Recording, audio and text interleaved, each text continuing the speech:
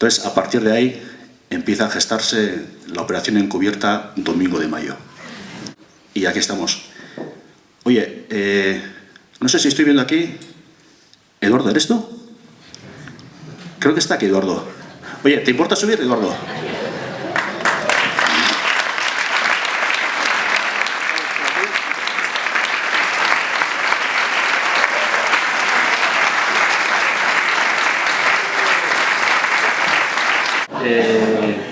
¿Has traído la batuta?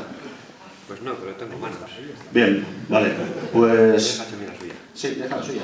Vale. Pues no sé, Eduardo va a dirigir un estreno mundial de la marcha Un Domingo de Mayo. Además en el papel pone Domingo de Mayo, pone marcha, concierto para Txomil Mújica. O sea que Eduardo Aurrera, ¿vale?